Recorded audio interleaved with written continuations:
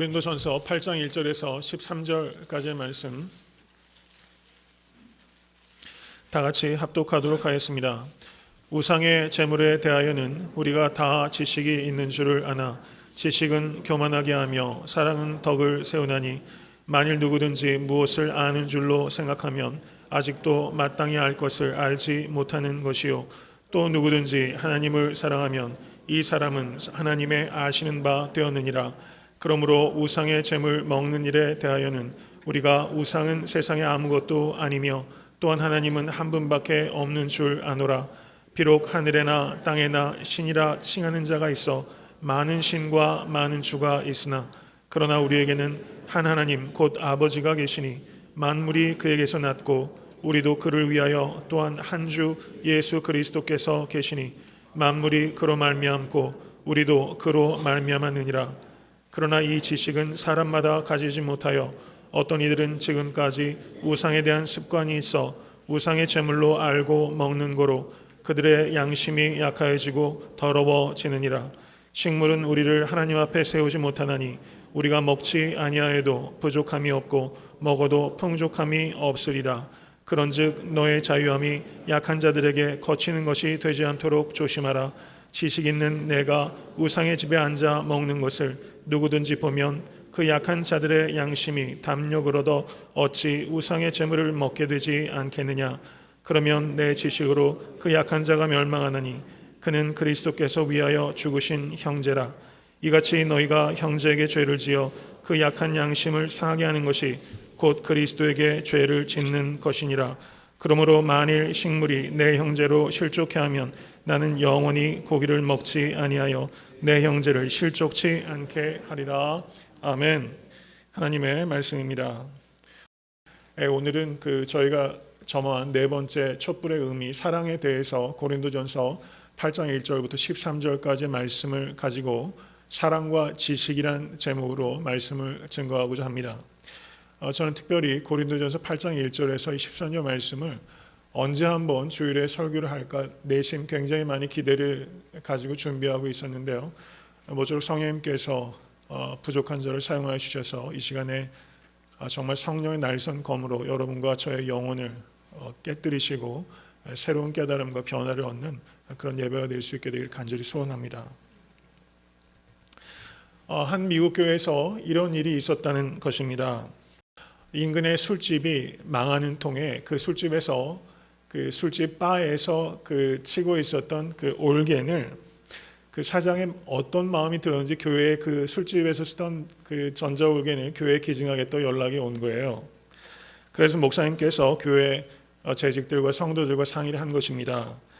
그 올겐이 교회에 필요하긴 한데 그 올겐이 술집 바에서 연주하던 것이니 그것을 교회가 과연 받아서 예배 때 예배용으로 쓰는 것이 옳으냐 아니면 그것을 아쉽지만 거절하는 것이 옳으냐 이렇게 모든 교인들이 갑론을박을 하게 됩니다. 그런데 그것이 이 생산적인 논쟁이 되지 못하고 갈등으로 증폭했다가 그 올겐 하나 때문에 교회가 반쪽으로 쪼개지고 말았다는 거예요. 여러분 우리가 이제 정말 우스꽝스러운 얘기인데 여러분 특별히 이민교회를 보면요. 이 올겐 하나 같은 문제 때문에 교회가 쪼개진 일들이 이게 남의 일이 아니고 사실상 여태까지 신앙생활 해오시면서 한두 차례 이런 비슷한 일들 경험을 하셨을지도 모르겠어요. 저는 오늘 설교 말씀 시작하면서 한번 저는 여러분께 한번 정직하게 한번 질문을 드려보고 싶어요. 만약에 인근의 술집에서 어떤 좋은 그 그랜드 피아노가 있다. 그래서 저희 교회를 특별히 생각해서 그랜드 피아노를 받으시겠는가 하고 교회에 연락이 온다면 그래서 제가 여러분 이렇게 회의를 소집했습니다. 그 그랜드 피아노를 받아야 된다라고 생각하시는 분 한번 손 한번 들어보세요. 예, 받지 말아야 된다 한번 손 한번 드세요. 솔직하게 한번 들어오십시오. 아니 어떻게 이렇게 한 분도 안 계세요? 예. 우리 교회는 그것 때문에 교회가 깨질 염려는 없군요. 주변 술집 한번 알아보시기 바랍니다. 네, 이런 문제 상당히 미묘한 문제라고 할 수 있고요. 그리고 이런 문제들을 성경에서는 실질적으로 그런 예가 없기 때문에 우리가 성경적인 원리를 그런 케이스에 적용을 해야 되는데 그런 케이스에 그 다수결의 원칙이 아니라 어떻게 성경적인 기준을 가지고 하나하나의 경우를 적용할 수 있을까? 이것은 매우 흥미롭고 또 경우에 따라서 매우 중요한 문제라고 할 수 있는 것입니다. 이 미국 교회는 안타깝게 그 술집에서 제공하겠다는 그 올겐 때문에 교회가 깨어졌는데, 오늘 본문 말씀 고린도전서 8장 1절에서 13절까지의 말씀을 보시면 고린도 교회도 깨어질지 모르는 그런 분열의 문제가 있었어요. 그것이 무엇인가 하니 그 고린도 교회 교인들의 문제는 우상에게 제물로 드렸던 그 고기를 그리스도인들이 먹어야 되느냐 먹지 말아야 되느냐, 여러분 이 문제 가지고 교회가 양분이 돼서 크게 다툼이 있었던 거예요. 제물에게 드렸던 고기를 먹어야 되느냐 먹지 말아야 되느냐.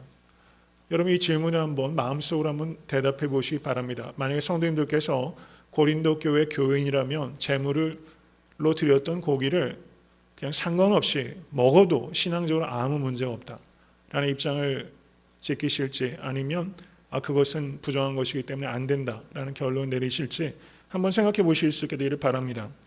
고린도 교회에는 우상의 신전들이 많이 있었습니다. 그 예배자들이 그 우상의 신전에 제물을 바치게 되면 그 일부는 태워서 그 우상에게 드려졌고, 일부는 제사장들이 취했고, 그리고 고기의 상당 부분은 예배자에게 드려졌어요. 그러면 우상의 그 신전 거기에는 큰 식당이 있어서 그 예배자에게 되돌려진 고기들을 가지고 그 뱅크윗을 연다든가 페스티벌을 열었어요. 가까운 지인들이나 친구들을 불러서 모처럼 만에 고기로 포식을 했던 겁니다. 그리고는 남는 것은 집으로 가져가서 가정에서 소화하고, 경우에 따라서는 또 친구들을 불러서 가정에서 그 교제하는데 그 고기를 사용했던 것입니다. 그래도 남는 고기는 시장에 내다 판 거예요. 고린도에서 실제 유통됐던 모든 고기들은, 거의 모든 고기들은 우상의 신전에게 바쳐졌던 제물이었던 것입니다. 고린도 교회의 구성원은 우리 교회와 굉장히 단일성이 있는 교회죠. 그런데 고린도 교회는 그 이방인들과 그리고 유대인들이 혼합되어 있는 교회였습니다. 아마도 그 다수는 이방인들이었을 것이고 소수는 유대인들이었을 것이라고 추측할 수 있습니다. 그런데 그 소수의 유대인들이 갖고 있는 입장은 이런 것이었습니다. 우상에게 드렸던 제물을 먹는 것은 우상 숭배와 관여하는 것이기 때문에 그것은 하나님께 죄를 범하는 것입니다. 그렇기 때문에 우리들은 결코 그 고기를 먹을 수 없습니다 라고 유대인들은 거의 대부분 그렇게 생각을 했던 거예요. 그리고 고린도 교회 내에 있었던 이방인 그리스도인들 가운데 유대인들의 입장에 지지를 하고 있었던 성도들도 적지 않게 있었을 것입니다. 그런데 이런 문제가 비단 고린도 교회만의 문제가 아니라 로마 교회에서도 똑같은 문제가 있었다는 것을 알 수가 있어요. 로마서 14장을 보시면 거기에서 그 로마 교인들 가운데 논쟁이 두 가지로 있었던 것입니다. 하나는 이 우상에게 드려졌던 제물을 먹을 것인가 먹지 말을 것인가, 똑같은 문제가 하나 있었고, 나를 지키는 문제에 대해서 로마 교인들이 또 경론을 벌이고 있었습니다. 그래서 사도 바울은 로마서 14장 전체를 할애해서 이 고기를 먹는 문제와 나를 지키는 두 가지 문제에 대한 성경적인 기준을 제시하고 실천적인 윤리를 가리키고 있는 것이 로마서 14장입니다. 로마서 14장 1절에서 3절 말씀을 한번 보시기 바랍니다.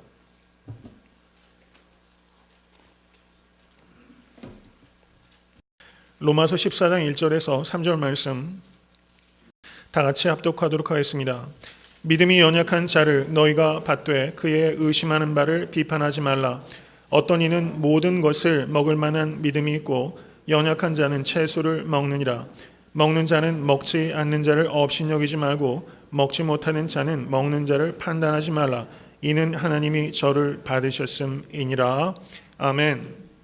사도 바울께서 여기에서 믿음이 연약한 자라고 말하고 있는 사람은 우상에게 바쳐진 제물을 먹어서는 안 된다는 입장을 가지고 있는 사람, 그 사람들을 믿음이 약한 사람이라고 말하는 거예요.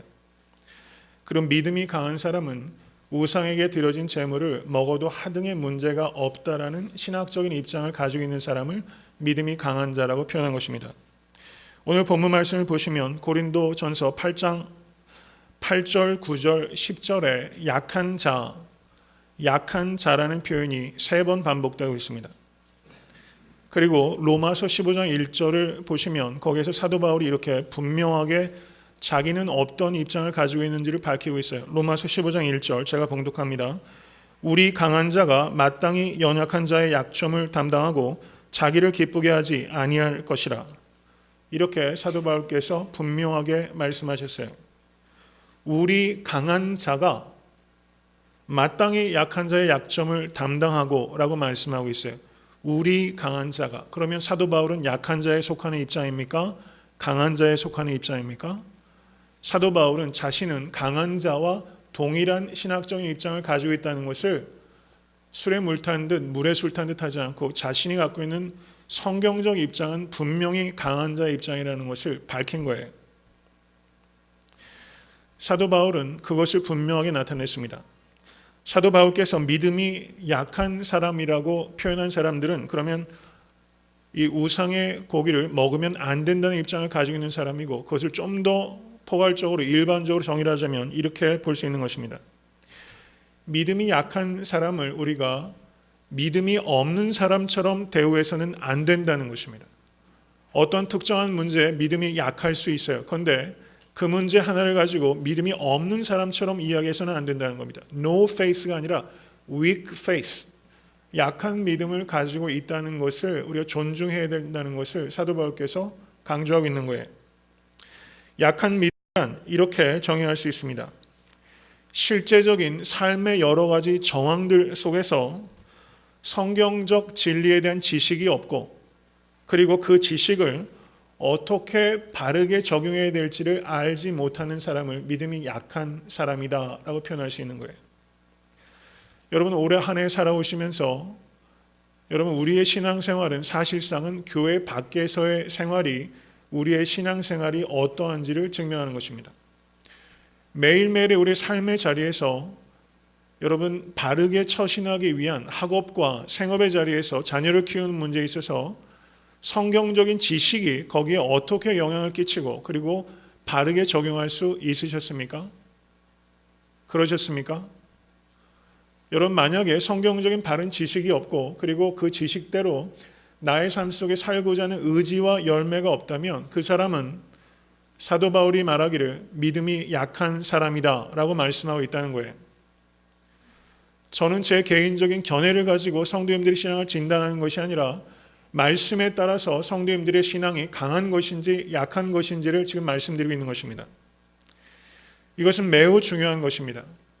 나는 믿음이 강한 자인가 아니면 믿음이 약한 자인가를 분별할 때 거기에 따른 적절한 그 순종과 행동을 할 수 있기 때문에 여러분 자신이 믿음이 강한 사람인지 아니면 믿음이 약한 사람인지를 이 아침에 깊이 생각하실 수 있기를 간절히 바랍니다. 나의 삶의 모든 영역에 있어서 내가 신뢰하는 이 진리가 과연 적용되고 있는가, 적용되고 있지 않은가, 이것이 바로 약한 믿음과 강한 믿음을 판별하는 성경적인 기준이라는 것입니다. 여러분, 약하면서 배우기를 꺼려하는 사람이 있을 수 있어요. 실제는 그런 분들이 더 많은 것 같습니다. 약하다는 것을 깨달으면 여러분 적극적으로 배우실 수 있는 우리 성도 되실 수 있기를 간절히 바랍니다. 강한 자이기 때문에 교만한 사람들이 많이 있어요. 여러분, 강하면 강할수록 강하다는 것은 곧 겸손함을 뜻하는 것입니다. 겸손한 사람이 강한 거예요. 여러분, 자신의 신앙이 어떤 상태인지를 명확하게 분별하실 수 있게 되기를 간절히 바랍니다. 고린도 교회에서는 이렇게 믿음이 약한 사람, 고기를 먹는 문제에 자신이 믿고 있는 신앙적인 진리를 적용하지 못하는 이들에게 대해서 업신여기는 믿음이 강한 사람들이 있었던 것입니다. 이들은 믿음이 약한 자들에게 이렇게 말합니다. 음식 가지고 지나치게 엄숙주의를 갖고 있는 것은 그것은 참으로 편협한 것입니다. 우상에게 드렸던 제물을 먹는 것은 신앙과는 하등의 문제가 없습니다. 만약에 이방인이 믿는 사람을 초대하는데 그 자리에 나오는 고기를 먹을 수 없기 때문에 그 교제 자체를 거절한다면 전도는 어떻게 할 것입니까? 그러므로 마땅히 우리는 그 고기를 먹여야 되는 것입니다. 이렇게 말하는 사람이 바로 믿음이 강한 사람이었던 것입니다. 사도 바울은 교회 내에 이렇게 믿음이 약한 사람과 믿음이 강한 사람들로 양분돼서 매우 심각한 분열이 있다는 것을 사도 바울은 전해 들었습니다. 그리고 이 문제에 대해서 성경적인 지침과 그리고 실천적인 지침을 줌으로 인해서 교회의 유니티를 가져올 수 있도록 해야 된다는 것을 사도 바울은 느끼고 있었던 것입니다. 그래서 그것에 대한 가르침이 바로 고린도전서 8장의 말씀이라는 것입니다. 8장 4절부터 6절의 말씀을 보시기 바랍니다. 제가 다시 한번 봉독하도록 하겠습니다. 그러므로 우상의 재물 먹는 일에 대하여는 우리가 우상은 세상에 아무것도 아니며 또한 하나님은 한 분밖에 없는 줄 아노라. 비록 하늘에나 땅에나 신이나 칭하는 자가 있어 많은 신과 많은 주가 있으나 그러나 우리에게는 한 하나님 곧 아버지가 계시니 만물이 그에게서 났고 우리도 그를 위하여 또한 한 주 예수 그리스도께서 계시니 만물이 그로 말미암고 우리도 그로 말미암았느니라. 믿으십니까? 이것이 사도 바울이 가지고 있는 바른 지식이에요. 여기에서 말씀하는 내용을 핵심적으로 간추려서 말씀을 드리면 우상은 사실은 존재하지 않는 허구에 불과한 것입니다. 그렇기 때문에 있지도 않은 우상에게 드려졌던 그 재물을 먹는 것은 아무 문제 없습니다. 사도 바울은 분명하게 바른 지식에 대해서 말씀한 거예요. 그런데 성경을 깊이 상고하신 분들은 아마 이 말씀과 사도행전 15장의 말씀을 비교하면서 제가 드린 말씀에 대한 어떤 질문을 가지고 있을 수 있겠다고 생각합니다. 무슨 말씀인가 하니 사도행전 15장은 예루살렘 공회에서 이방인들에게 선교할 때 반드시 이방인들이 지켜야 될 몇 가지 그 지침을 결정한 것이 예루살렘 공회였어요. 그 사도행전 15장 20절을 보시면 거기에 이렇게 기록되어 있습니다. 이방인 중에서 하나님께 돌아오는 자들을 괴롭게 말고 다만 우상의 더러운 것과 음행과 목매어 죽인 것과 피를 멀리하라. 이렇게 예루살렘 공의회에서 이와 같은 금지사항을 결정한 거예요. 여기에 보시면 우상의 더러운 것을 멀리하라고 회의에서 결정을 한 것입니다. 근데 고린도서에서 이 말씀은 사도 바울이 뭐라고 말씀하는 거예요? 우상에게 드려진 제물도 사실상은 먹든지 안 먹든지 그것은 신앙의 본질과는 무관하다라고 가르쳤다는 겁니다. 근데 예루살렘 공의회는 그 무관한 것을 금지하고 있는 거예요. 그러니까 이 두 가지 내용이 조화를 시켜야 한다는 것입니다. 예루살렘 공의회에서 우상에게 드려진 더러운 제물을 그 성도들이 먹지 말라고 한 이유는 그것 자체를 먹는 것이 하나님께 죄가 되기 때문이 아니라 유대인들에게는 우상에게 드려진 제물을 먹는 것이 걸림돌이 되기 때문에 이방인 성도들에게 유대인 그리스도인 형제들을 위하여 그것만은 양보해 주십시오라고 권고하고 있는 겁니다. 양해해 달라는 이야기를 하고 있는 거예요. 유대인들에게 복음이 들어가야 되는데 이방인 그리스도인들이 아무 꺼리낌 없이 우상에게 드려진 제물을 먹는 것이 전도에 크게 방해가 되기 때문에 그 자체는 먹는 것은 죄가 되지 않지만 그것을 먹음으로 인해서 유대인 성도들에게 마음의 꺼리낌이 될 수 있기 때문에 그것이 죄이고 그렇기 때문에 우상의 더러운 것을 멀리 하십시오라고 이방인 그리스도인들에게 양해를 구한 거예요. 여러분 제 말이 좀 복잡하게 들리실 수 있을 거예요. 깊이 생각해 보실 수 있게 되길 간절히 바랍니다. 바울은 이와 같은 내용을 로마서 14장 14절 그리고 20절에 분명하게 밝히고 있습니다. 내가 주 예수 안에서 알고 확신하는 것은 무엇이든지 스스로 속된 것이 없으되 무엇이든지 스스로 속된 것이 없으되 다만 속되게 여기는 그 사람에게는 속되니라. 로마서 14장 20절에서도 만물이 다 정화돼 꺼리낌으로 먹는 사람에게는 악하니라 라고 분명하게 자신의 입장을 밝히고 있어요. 만물이 다 정한 것이다. 사도 바울께서 이렇게 말씀하신 겁니다. 여러분 지식을 갖게 되면 지식은 자유함을 가져다 줍니다. 지식은 자유함을 가져다 줘요. 그런데 사도 바울은 고린도전서 8장 4절에서 6절까지 우상의 제물에 대한 정확하고 바른 지식을 가르쳤습니다. 그런데 여러분 그 뒤에 그러면 논리적으로는 순서가 어떻습니까? 우상에게 드려지는 제물을 먹는 것은 신앙의 하등의 문제가 없으므로 싸움을 그치고 여러분 우상에게 드려진 제물을 그냥 먹으십시오 라고 권면하는 것이 그 논리적인 순서에 맞잖아요. 근데 사도 바울은 우상에 드려진 제물을 먹는 것이 신앙의 본질에 하등의 문제가 없습니다. 그것이 바른 지식입니다. 그렇지만 성도 여러분, 우상에게 드려진 제물을 먹지 마십시오 라고 권면하고 있다는 거예요. 지식과 정반대되는 권면을 사도 바울이 하고 있는 거예요. 그럼 여러분과 제가 오늘 깨달아야 되는 것은 왜 성경적인 지식과 정반대의 실천을 사도 바울이 가리키고 있느냐? 바로 이것이 오늘 설교의 핵심이고 이것이 바로 그리스도인의 사랑이 무엇이며 그리스도인의 자유가 무엇인지를 이야기하고 있는 거기에 진리의 깊은 것이 거기 있다는 사실입니다. 7절 말씀을 한번 보십시오. 7절 말씀 다 같이 한번 읽겠습니다. 그러나 이 지식은 사람마다 가지지 못하여 어떤 이들은 지금까지 우상에 대한 습관이 있어 우상의 제물로 알고 먹는 거로 그들의 양심이 악하여지고 더러워지느니라. 그러나 라고 말하고 있어요. 바른 지식이 무엇인지 사도 바울께서 명확히 밝히셨지만 그러나 그 지식이 모든 성도들이 갖고 있는 것이 아닙니다 라고 말씀합니다. 그리고 사도 바울께서 8절부터 12절까지 우상의 제물에 대해서 바른 지식을 가지고 있는 믿음이 강한 자들에게 집중적으로 권면하고 있는 부분입니다. 우리 교회에도 믿음이 약한 자와 믿음이 강한 자가 있습니다.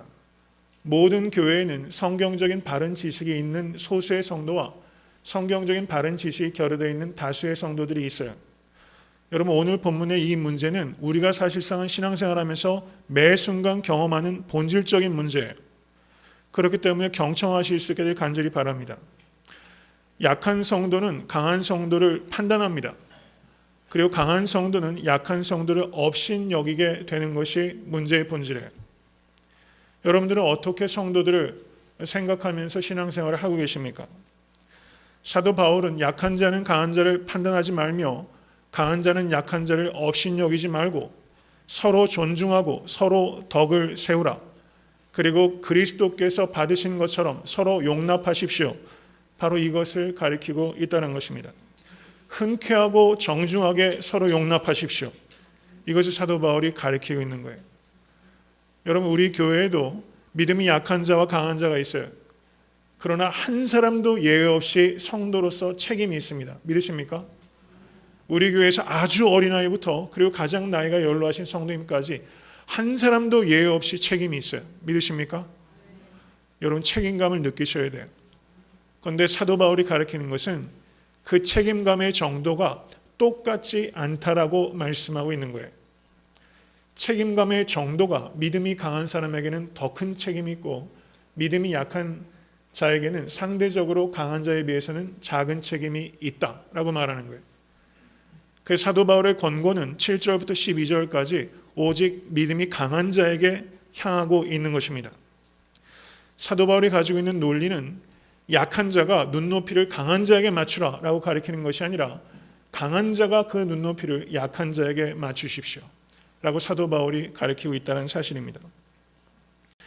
8장 1절 말씀 후반절을 한번 보시기 바랍니다.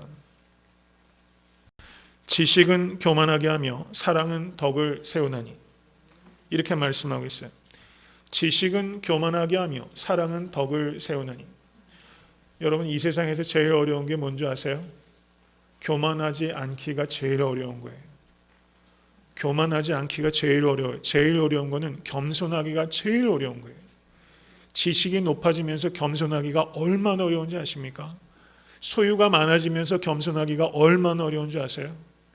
겸손한 말과 태도와 얼굴빛을 나타낼 수는 있어요. 그런데 속까지 겸손하기는 너무 어려워요. 이것을 우리가 알아야 되는 것입니다. 지식은 교만하게 하나 사랑은 덕을 세우는 것이다.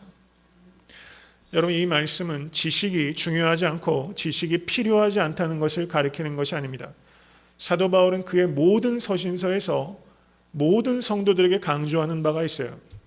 지성적이고 실천적인 성도가 되십시오 라는 것입니다.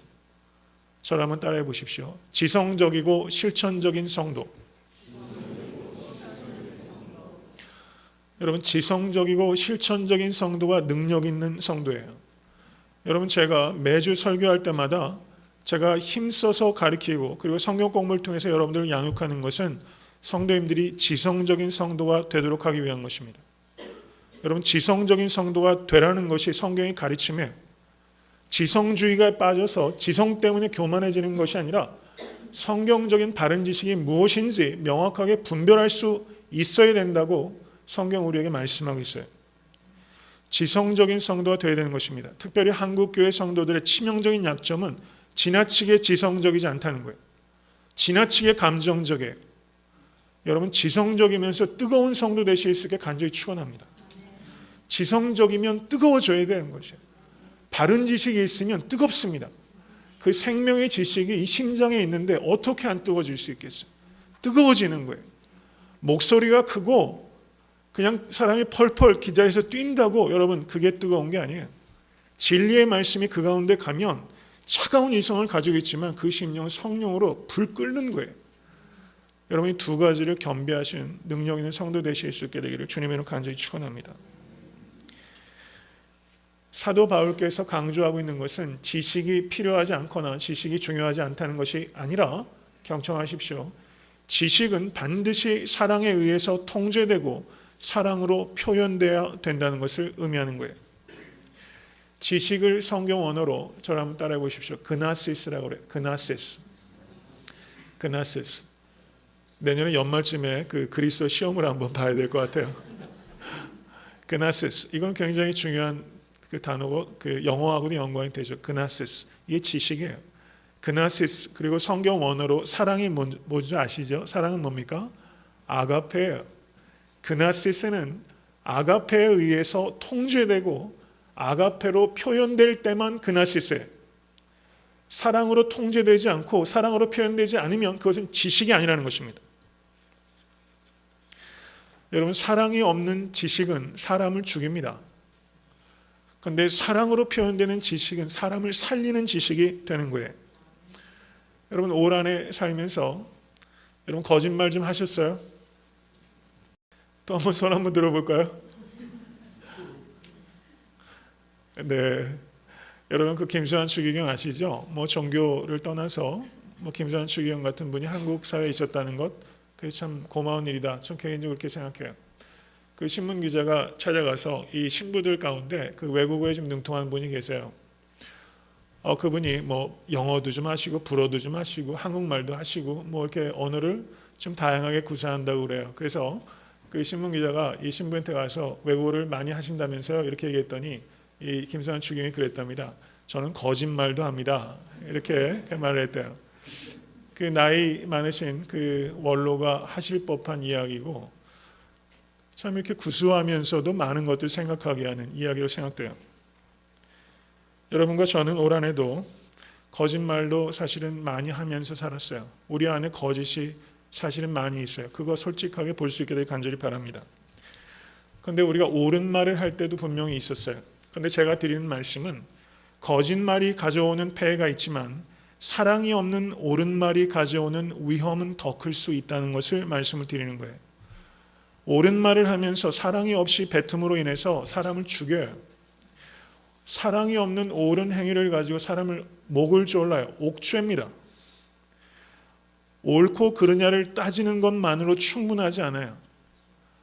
그런데 세상 돌아가는 걸 보세요. 옳고 그른 것도 분별이 안 돼요. 이게 뭐가 옳은 건지 뭐가 틀린 건지 저 사람이 맞는 건지 틀린 건지 정치인들을 봐도 도대체가 알 수가 없고 여러분 교회 내에서도 여러분 기억하십시오. 우리는 상식적이어야 합니다. 영적이기 이전에 교회 교인들은 상식적이어야 돼요. 여러분 이 뜻을 깊이 생각하십시오. 예전에 그 우리 교회에 정말 감사한 것은 귀한 교육자들 오신 거였어요. 신 목사님 그 이제 저기 오셔서 사역하신 지 이제 2년여 가까이 됩니다. 귀한 동역자 같이 사역하는 것 목사로서 얼마나 기쁜지 몰라요. 제가 신 목사님을 전화로 처음 인사했어요. 신 목사님이 이런저런 얘기하면서 제가 다른 거 안 물었어요. 목사님 상식적인 분이십니까? 뭐 무례한 이야기죠. 세상에 그런 말이 어디 있어요. 상식적입니까? 그러더니 목사님이 그냥 뭐 어떻게 대답을 해야 되는 거예요.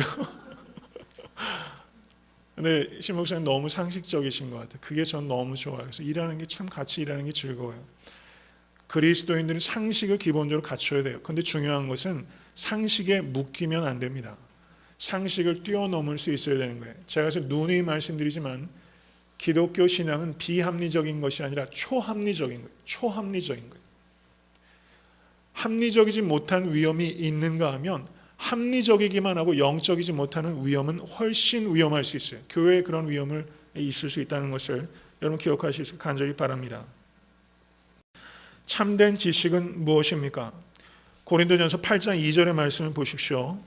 만일 누구든지 무엇을 아는 줄로 생각하면 아직도 마땅히 알 것을 알지 못하는 것이요. 여러분 이것이 우리의 속을 그냥 확 드러내는 말이잖아요. 여러분 신앙생활 몇 년 해오셨어요? 설교를 도대체 얼마나 많이 들으셨습니까? 여러분 저도 신학 공부를 하기 위해서 철학과를 4년 다녔어요. 한국에서 신학과 3년, 미국에서 대학원 공부 5년, 그럼 신학만 8년, 그리고 기초 준비로 철학과 2년, 12년 동안 목사 되기 위해서 준비한 거예요. 그리고 이제 목회 현장에 와서 이제 적지 않은 설교를 해왔습니다. 새벽 예배 설교까지 치열하게 나름대로 하고 있어요. 그러면서 제가 느끼는 게 뭔지 아세요? 성경을 알고 있다고 생각하겠습니까? 아니면 성경을 모르고 있구나라고 생각이 들겠어요? 어느 쪽이라고 생각을 하세요? 성경을 모르는구나 이 생각을 하는 거예요. 갈수록 성경을 내가 깊이 모르는구나 이 생각을 느껴요. 설교하러 올라올 때마다 두려워요. 이 두려움이 저는 어떤 의미에서는 제가 은퇴할 때까지 안 사라지기를 바라는 것입니다. 여러분 안다고 생각하면 모르는 사람이고 정말 참된 지식을 가지고 있는 사람은 자기가 모른다는 겸손을 나타내는 사람이 참된 지식이 있는 사람이고 지식이 있다고 하면서 자기가 안다고 교만으로 나타나면 그 사람은 참된 지식과 거리가 먼 사람이에요. 여러분 여기에도 뭐 다양한 학문 분과에서 봉사하는 사람들이 있어요. 다른 제 학문도 마찬가지입니다. 정말 연글면 연글수록 내가 아는 게 없다는 것을 인정하는 겸손. 여러분 그것이 참된 지식인의 여러분 표지입니다. 모쪼록 겸손하실 수 있는 참된 지식이 될 수 있게 되길 주님의 이름으로 간절히 축원합니다. 사도 바울이 강조하고 있는 것은 이겁니다. 옳고 그르냐라고 따지는 것은 충분하지 못한 것입니다. 우리가 그것보다 더 나아가서 생각해야 되는 것은 행동은 지식에 따라서 하는 것이 아니라 나의 행동이 형제들에게 어떤 영향을 가져다 줄 것인지에 따라서 행동하십시오. 그것이 성숙한 그리스도인입니다. 라고 사도 바울이 말하는 거예요. 여러분 지식에 따라 행동하는 것이 아니라 나의 말과 행동이 실제 다른 성도들에게 이웃들에게 어떤 영향을 가져다 줄 것인가 그것까지 생각하는 것이 성숙한 성도라는 거예요. 나의 말과 행동이 분명히 맞는 말이라 할지라도 그 말로 인해서 이 사람을 하나님께 더 가까이 끌어당길 것인가 아니면 그 사람을 하나님으로부터 밀쳐낼 것인가 이것이 저에게 유익이 될 것인가 하나님께 기쁨이 될 것인가 바로 그 기준이 바로 사도 바울이 제시하는 기준이에요. 옳고 그르냐 지식을 따라 행동하지 마십시오. 그 사람에게 어떤 결과를 가져올지를 생각하시고 하나님께서 기뻐하시는지 기뻐하시지 않으시는지를 따라서 판단하시고 거기에 따라서 행동을 결정하십시오. 이것이 사도 바울의 가르침이에요. 그리고 뒤에 사도 바울께서 이렇게 말씀합니다. 10절에서 11절, 12절 말씀 보십시오. 제가 읽습니다. 지식 있는 내가 우상의 집에 앉아 먹는 것을 누구든지 보면 그 악한 자들의 양심이 담력을 얻어 어찌 우상의 제물을 먹게 되지 않겠느냐. 그러나 내 지식으로 그 약한 자가 멸망하나니 그는 그리스도께서 위하여 죽으신 형제라. 이같이 너희가 형제에게 죄를 지어 그 약한 양심을 상하게 하는 것이 곧 그리스도에게 죄를 짓는 것이니라. 이렇게 사도 바울이 말씀하고 있어요. 실예를 들어서 설명하는 것입니다. 우상의 제물에 대한 바른 지식이 있는 사람은 이것은 아무것도 아니라는 것을 알아요. 그래서 그것을 먹어요. 꺼리낌 없이. 그런데 믿음이 약한 성도가 우상에게 드려지는 제물에 대해서 바른 지식을 갖고 있지 않은 사람이 그게 정리가 안 됐는데 믿음이 강한 사람이 꺼리낌 없이 먹는 것을 보고서 자기도 따라하게 되는 것입니다. 근데 내면에는 양심의 꺼리낌이 있어요. 그렇게 되면 그 형제를 멸망하게 하는 것이다 라고 가르치고 있는 거예요. 여기서 멸망하게 된다라고 했을 때 이 성경 언어가 아폴룸이라는 단어가 사용되어 있는데요. 이것은 여기서 멸망한다는 뜻을 정확하게 알아야 됩니다. 이것은 그 형제가 지옥에 가게 될 것이다 이런 뜻이 아니에요. 여기에서 이 뜻은 그 형제가 하나님께 가까이 가며 성화를 이루는데 결정적인 장애물이 될 것입니다. 그러므로 그런 거치는 돌이 되어서는 안 됩니다 라고 사도 바울께서 가르치고 있는 거예요. 여러 성도님들께서 나의 말과 행동을 결정할 때는 이것이 옆에 있는 형제 자매들에게 성화를 이루어 가는데 디딤돌이 될 것인가 아니면 걸림돌이 될 것인가, 나의 말과 행동이 삶의 모범이 될 것인가 아니면 삶의 미혹이 될 것인가, 그것에 따라 판단하시고 행동하라고 사도 바울은 가르치고 있다는 사실입니다. 약한 성도들을 대하는 태도가 바로 그리스도를 대하는 태도입니다. 8장 12절 말씀 다시 한번 보시기 바랍니다. 너희가 그 형제에게 죄를 지어 그 약한 양심을 상하게 하는 것이 곧 그리스도에게 죄를 짓는 것이다. 믿으십니까? 우리 교회에서 약한 형제에게 죄를 지으면 곧 그리스도에게 죄를 짓는 거예요. 예수님께서는 지극히 작은 자에게 하는 것이 나에게 하는 것이다. 지극히 작은 자와 자신을 일치시키셨고 오늘 본문에서는 지극히 약한 자를 그리스도와 일치시킨 거예요. 그럼 교회에서 이것을 종합적으로 제가 말씀을 드리면 여러 성도님들께서 그리스도에게 대하는 태도는 예배 때 어떤 태도를 드리느냐 이것도 매우 중요해요. 그런데 여러 성도님들께서 그리스도를 대하는 진짜 태도는 교회에서 가장 작은 사람, 교회에서 가장 약한 사람을 대하는 여러분의 태도가 바로 그리스도를 대하는 태도라고 말씀하겠네요. 이것이 성탄절에 구유 위에 육신을 입고 이 세상에 인카네이션 하셔서 오신 예수 그리스도의 뜻입니다. 구유에 놓일 수밖에 없는 절박한 인생을 보라. 바로 그가 예수 그리스도다. 지극히 작은 자, 바로 그가 나다. 예수님께서 그것을 가르치셨어요. 여러분, 그 개그 콘서트를 제가 가끔 본다는 사실을 혹시 아십니까? 이 자리에서도 보시는 분들이 계실 것 같아요. 개그 콘서트에 보면은 납득이 안 돼, 납득이 뭐 이런 얘기를 하는 게 있어요. 근데 요즘 그 아틀란타에 그 라디오를 보니까 그 아틀란타 그 뭐죠? 그 라디오에서 그 사장님이 납득이 안 돼, 납득이 이러면서 그 광고를 하시더라고요. 얼마나 흉내를 잘 내시는지 모르겠어요. 납득이 안 돼, 납득이. 그리고 멘붕이 온다고 그러잖아요. 멘탈이 붕괴되는 거예요. 여러분 올 한해 신앙생활 하시면서 혹시 저를 보면서 납득이 안 돼, 납득이 멘탈 붕괴 혹시 오지 않으셨어요? 저는 그러실 수 있다고 생각해요. 여러분 성도와 성도를 대하면서 저 사람 정말 납득이 안 돼, 납득이. 여러분 이 이야기 사실 해오시잖아요. 앞으로도 그런 일이 많이 있을 겁니다. 그리고 가만히 되돌아보면 납득이 안 된다고 누군가를 책망하는 나 자신이 납득이 썩 되는 사람이 아니에요. 그걸 알아셔야 돼요. 나도 그렇게 납득이 되게 행동 안 해요. 여러분 저도요, 집에서 제가 저희 집사람이나 어른들 앞에서 제가 행동할 때 나름대로는 조심을 하는데 제가 설교 와서 이렇게 설교를 할 때 우리 집사람이 저보고 납득이 안 돼. 납득이 이럴까 봐 얼마나 두려운지 몰라요. 그래서 그냥 나름대로는 노력을 하는 건데 납득이 안 될 거예요. 사실 가까이서 보는 사람은. 그래서 강대상에 올라가는 게 이게 정말 저희 스승 박일천 목사님 말씀하셨던 것처럼 칼도마 위에 올라가는 보통 어려운 자리가 아니에요. 강대상에 올라가는 게 두려워요. 정말 두렵습니다. 여러분 이것을 기억하십시오. 성도와 성도를 대할 때 납득이 안 돼, 납득이. 그럴 때 그 순간 이거를 기억하시기 바랍니다. 저를 따라 하십시오. 그는 그리스도께서 위하여 죽으신 형제라. 그는 그리스도께서 위하여 죽으신 형제라. 여러분 부흥의 의미는 뭐라고 생각하십니까? 올 한해 저희 교회에 많은 새로운 성도들이 오셨어요. 저는 단언코 교회의 부흥은 숫자, 넘버의 변화에 있지 않아요. 저는 그것을 추구해 본 적 없습니다. 그렇다고 넘버가 늘어나는데 싫어하는 건 아니에요. 착각하지 마시기 바랍니다. 좋아요. 그런데 그게 부흥이 아니라는 것은 분명해요. 넘버의 변화가 부흥이 아니라 캐릭터의 변화가 부흥입니다. 성도님들 한 분 한 분의 캐릭터가 변화하는 게 부흥이에요. 저는 우리 교회 성도님들 그걸 분명히 아셔야 돼요. 캐릭터가 변화하는 게 부흥입니다. 그런 의미에서 저는 올 한해 부흥하고 있다고 생각해요. 그래서 감사하는 거예요.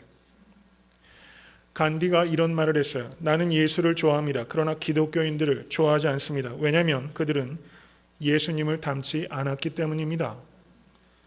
얼마나 뼈아픈 말을 했는지 몰라요. 성숙한 교회에는 두 가지 원리가 있습니다. 기억하십시오.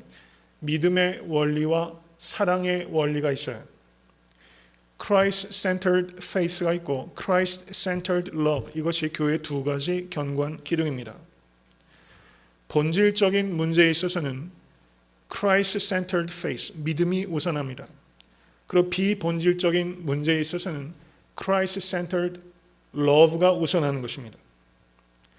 사랑을 이야기하면서 본질을 훼손시켜도 안 되고 믿음을 말하면서 비본질을 고집해서도 안 돼요. 지식은 자유를 가져다 줍니다. 그리고 사랑은 그 자유를 제한하는 것입니다. 그리스도인들의 진정한 지식과 자유는 그 자유를 제한하는 것으로 표현되는 거예요. 사도 바울이 8장 13절에 이렇게 대답합니다. 다 같이 8장 13절 읽겠습니다. 그러므로 만일 식물이 내 형제로 실족해 하면 나는 영원히 고기를 먹지 아니하여 내 형제를 실족치 않게 하리라 라고 사도 바울은 말씀합니다. 고기를 먹는 것이 그의 지식에 아무 문제가 없어요. 그리고 그런 자유가 있는 것을 알아요. 그런데 사도 바울은 뭐라고 말합니까? 그 고기를 나는 영원히 먹지 않겠습니다. 이렇게 대답하고 있는 것입니다. 저는 우리 사랑하는 성도님들께서 지식과 자유와 사랑을 결합시키는 성숙한 성도 되실 수 있게 간절히 바랍니다. 여러분, 그런 성도 된다는 것은 꿈만 꿔도 가슴 설레는 일이에요. 여러분, 지식과 따라하십시오. 지식과 자유와 사랑을 결합하자. 그런 성도가 되면 교회가 변하고 세상이 반드시 변화받게 되는 것입니다. 믿으십니까? 다 같이 기도드리시겠습니다.